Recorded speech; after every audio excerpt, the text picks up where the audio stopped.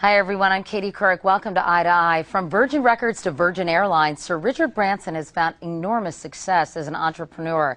He spoke with Harry Smith for CBS News Sunday Morning about his journey from dyslexic high school dropout to one of the richest men in the entire world. I want to start with school and something the headmaster of your school said about you when you were just a teenager. What did he say? I think he said I'll either go to prison or I'll become a multi-millionaire. and so he definitely saw something in me that was going to go one direction or another. What was your first business? My very first business was when I was about 9 years old, and I planted a whole lot of Christmas trees on some spare land that my parents had. And my thinking was that when I was 18 and I left school, those Christmas trees, instead of being that big, they would be 6, 7, 8 foot tall, and I would be able to, use the money to, I don't know. I suspect go to Bali and live happily ever after. But as it turned out, the rabbits got in and ate them all, and so it wasn't very successful. But you were not deterred, apparently. I was not deterred. Age 15, I'm dyslexic, so I wasn't very good at conventional schoolwork. The Vietnamese War was taking place. Young people didn't have a voice.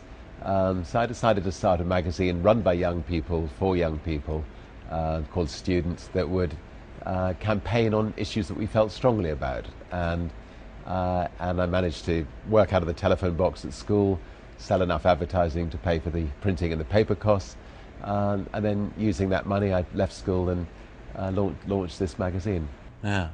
The magazine then begets the record company, which was, what was the original idea?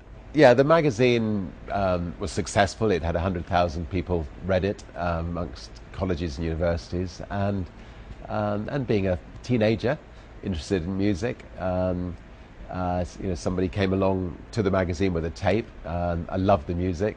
Didn't have a record company, sent him to lots of other record companies. Nobody would sign him, and so decided to form a little record company around him. And his name was Mike Oldfield. His album was called Tubular Bells, and it did well. So that was the start of our record company. What at that age was your sort of principal driving business acumen?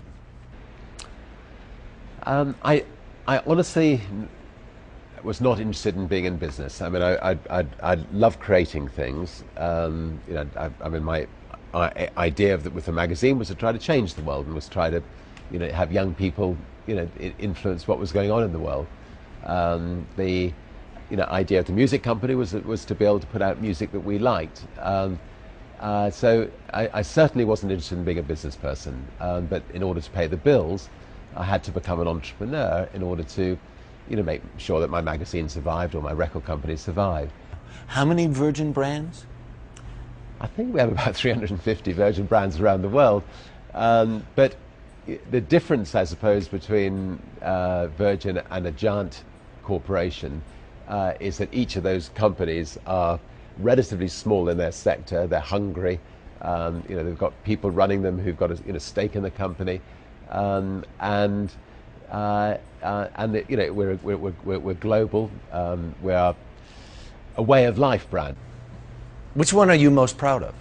I think that I'm most proud of our airline, Virgin Atlantic. I mean, we started it with one plane, second-hand 747, and we were up against TWA, Pan Am, Eastern, Caledonian, British Airways, and so on. Most of them have actually disappeared and gone bankrupt since. And we created, the best airline flying across the Atlantic. I mean, it was fun to travel on. The staff have been magnificent in the whole 21 years that it's been flying. It was very different from any other airline. And if you go back 21 years, all you got was a plate of cold chicken dumped in your lap. You had no entertainment, and it was a horrible experience. And so I think I think the Virgin Atlantic transformed air travel for people. Do you know what you're worth? I have an idea what I'm worth, but I've I've avoided ever saying it. I think that money is there to put to good use, and I would never put the money I've got into a personal bank account. I mean, every single penny that I generate will be spent on either creating new jobs, creating new companies around the world, or in investing in Virgin Unite, our charitable foundation, and trying to, right back to when I started with the magazine, actually trying now to be in a position where we can make a bit of a difference in the world. Are you the luckiest son of a gun in the world? I would say I am the luckiest person in the world. I mean, first of all, I've been picked out of the sea 6 times by helicopters, and that's why I think I sponsor London's ambulance helicopter service. And if those helicopters hadn't managed to pick me out, I wouldn't have been here telling this story. These are on transatlantic, trying to cross in hot air balloons, and yeah, these are trying to, maybe slightly foolishly in retrospect, but it was a wonderful adventure as a young man, trying to break records for either the fastest boat across the Atlantic, or you're trying to be the first person to fly a balloon across the Atlantic and then the Pacific, and then trying to be the first to fly around the world in a balloon. And we had magnificent adventures, but quite often we were at the edge of the seat and sweating profusely as things went horribly wrong. And you came very close to dying.